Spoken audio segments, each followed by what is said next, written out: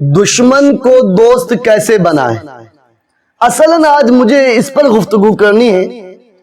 سنجیدگی سے سنیں، عبداللہ بن مبارک رحمہ اللہ کا واقعہ بتلا رہا تھا۔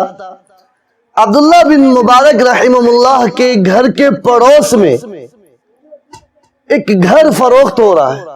بک رہا ہے، بیچا جا رہا ہے۔ تو یقینی بات ہے کہ جب کوئی بیچے گا تو خریدنے والا بھی ہوگا۔ تو خریدنے والے جب آئے تو اس کو اس گھر کی قیمت 2000 روپے بتائی گئی۔ اس خریدنے والے نے کہا کہ بھائی جان، اس سے اچھا گھر اور اس سے عالیشان گھر بازار میں 1000 میں مل رہا ہے اور آپ اس گھر کی قیمت 2000 روپے بتلا رہے ہیں۔ اس شخص نے، بیچنے والے نے کہا کہ یقیناً اس گھر کی قیمت 1000 روپے ہے، اس میں کوئی مذائقہ نہیں ہے، لیکن عبداللہ بن مبارک رحمہ اللہ جیسی عظیم شخصیت آپ کا پڑوسی ہوگا، پڑوسی ایسی عظیم شخصیت ہوگی، اس لیے اس گھر کی قیمت 2000 روپے۔ اور اس خریدنے والے شخص نے حضرت عبداللہ بن مبارک رحمہ اللہ کے کردار کو دیکھ کر، آپ کے اخلاق کو دیکھ کر، آپ کی شہرت اور آپ کے حسن تدبیر کو دیکھ کر 2000 روپے ادا کیے اور اس گھر کو خریدا۔ حضرت عبداللہ بن مبارک رحمہ اللہ کے پڑوسی بننے کا شرف حاصل کیا۔ ایک دشمن کو دوست کیسے بنائیں؟ کوئی آپ کا دشمن ہے، اس کو دوست کیسے بنائیں گے؟ اس کو آپ سمجھیں حضرت طفیل رضی اللہ تعالی عنہ کے واقعات سے۔ حضرت طفیل وہ شخص ہے جو اولاً اسلام میں داخل نہیں ہوئے تھے۔ حضور پاک صلی اللہ تعالی علیہ وسلم کو اللہ تبارک و تعالی نے غزوہ بدر میں غالب کیا، اللہ تبارک و تعالی نے آپ کو فتح دی، اللہ تبارک و تعالی نے آپ کو عزت کا تاج عطا کیا اور کفار مکہ کو ذلت عطا کیا، رسوائی عطا کیا، مغلوب کیا، وہ لوگ مارے گئے، کاٹے گئے۔ طفیل کے رشتہ دار بھی مقتول ہوئے، طفیل کے رشتہ دار بھی مارے گئے۔ تو یہی طفیل مکہ کی گلیوں میں گھومتا تھا، مکہ کی گلیوں میں اعلان کرتا تھا، مکہ کی گلیوں میں چوک چوراہے پر جا کر اعلان کرتا تھا کہ اے لوگوں سنو، میری بات کو اپنے دامن سے باندھ لو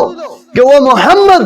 جس نے میرے رشتہ داروں کو مارا ہے، جس نے میرے رشتہ داروں کا قتل کیا ہے، ان قریب مدینے سے خبر آئے گی کہ محمد کا قتل ہوا، محمد کا مرڈر ہوا، محمد کو مارا گیا، لیکن اس کا مارنے والا یہی طفیل ہوگا۔ اے لوگو تم میری بات کو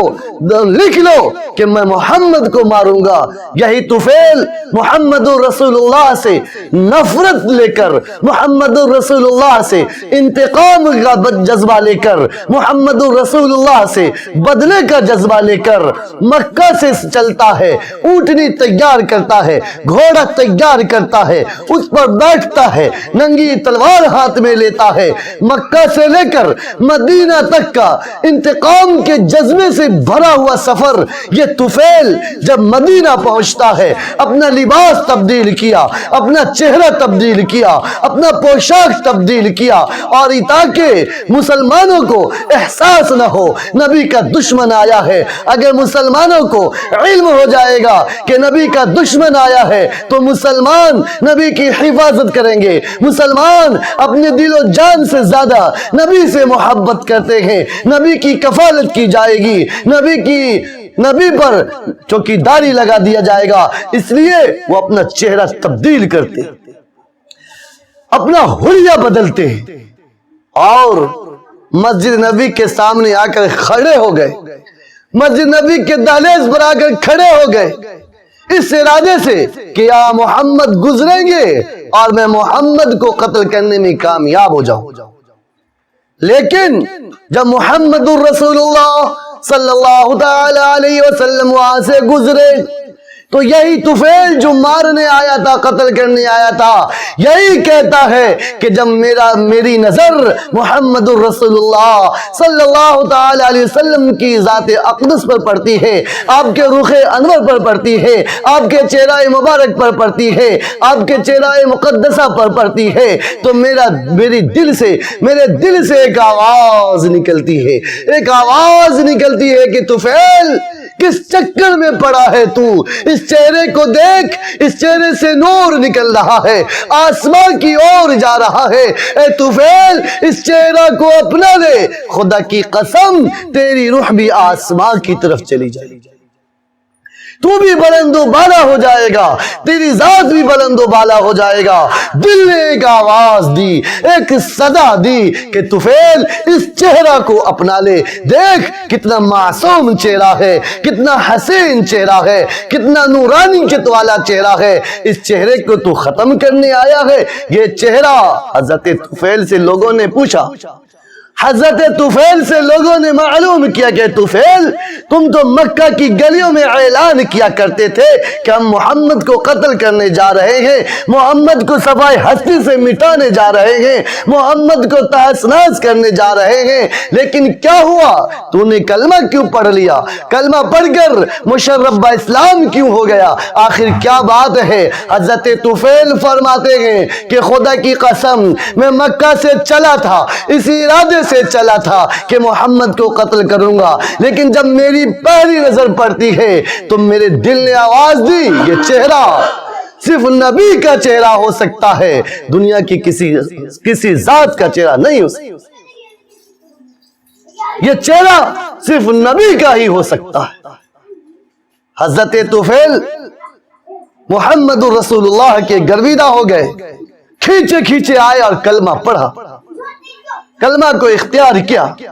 مشرف با اسلام ہو گئے۔ کیوں؟ آپ کا کردار اتنا اعلیٰ، آپ کا اخلاق اتنا اعلیٰ، آپ کی عادت اتنی اچھی، آپ کا برتاؤ اتنا اچھا، آپ کا حسن سلوک اتنا اچھا کہ جو جب جیسے دیکھتا کتنا ہی بڑا دشمن ہوتا، جب آپ کے اخلاق کو دیکھ لیتا، آپ کے اخلاق حسنہ کو، آپ کے عادات حمیدہ کو دیکھ لیتا تو مشرف با اسلام ہو جاتا، کلمہ پڑھ لیتا۔ دشمن کو دوست کیسے بنائے؟ اپنے کردار سے، اپنے اخلاق سے، اپنے احسان سے۔ وہ ہزار آپ سے نفرت کرتا ہے اور آپ اس سے احسان کا معاملہ کیجیے،